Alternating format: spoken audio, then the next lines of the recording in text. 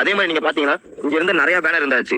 இதே வந்து தாங்கச்சிக்காரன் தான் யாருக்குமே பேனர் கிழிக்க மாட்டாங்க. பேனர் கிழிஞ்சிருக்கு. நிறைய பேருக்கு கூட வந்தவங்களுக்கு என்ன கூட வந்த பசங்களுக்கு நிறைய பேருக்கு சட்டையில கட்டி வச்சு கிழிச்சிருக்காங்க. கட்டி வச்சு கிழிக்கிற அளவுக்கு என்ன சூழ்நிலை உண்டாச்சு? எதுவுமே ஆகல. இந்த மாதிரி பல விஷயம் நடந்திருக்கு. உண்மை தெரியாம யாருமே பேசுறாங்க. ஆம்புலன்ஸ் காரன் டைரக்டா கூப்பிட்டு விசாரிக்கிறோம். அவங்க எடுத்தது 25 to 30 கேஸ் தான் மொத்தமா எடுத்திருக்கேன் அப்படிங்காங்க. மொத்தமே 4 பேர் இறந்து போயிருக்காங்க. ஆனா இத்தனை பேர் திடீர்னு எங்க வந்து இறந்து போனாங்கன்னு யாருக்குமே தெரியல.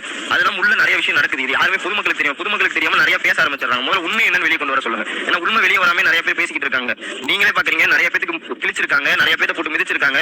நிறைய விஷயம் உள்ள நடந்திருக்கு. எதுவுமே ஆம்புலன்ஸ் சும்மா நிறைய ஆம்புலன்ஸ் வந்திருக்காங்க. பொதுமக்களே ஸ்டாப் பண்ணிருக்காங்க. பொதுமக்களே வந்து ஏன் சும்மா ஆம்புலன்ஸ் கொண்டு வரேன்னதுக்கு அவங்க எதுவும் பேச மாட்டேங்கிறாங்க. கட்சி துண்டை போட்டு உள்ள வந்திருக்காங்க. இது என்ன ஏதுன்னு யாருக்குமே தெரிய மாட்டேங்குது. இதை முதல்ல கொண்டு வாங்க வெளியே. ஏன்னா வெளியே கொண்டு வராம பொதுமக்கள் நிறைய பேர் இது உண்மை நம்பிக்கிட்டு இருக்காங்க. அதனால இதை முதல்ல வெளியே கொண்டு வர சொல்றது காவல்துறைக்கு சரியான விசாரணை நீங்க எடுத்து என்ன பண்ண முடியுமோ அதை பண்ணுங்க. ஏன்னா எல்லாமே போயிட்டு போட்டோம். இது வந்து கட்சி மீட்டிங் மாநாடு இதெல்லாம் தவிர்த்துருங்க. ஒரு பொதுமக்கள் ஒரு ரசிகரை பார்க்க, ஒரு தலைவரை பார்க்க, ஒரு ரசிகரை பார்க்க வராங்க அப்படிங்கிறது தப்பு கிடையாது. ஆனா காவல்துறை எந்த வித சப்போர்ட்டுமே நம்ம கொடுக்கல.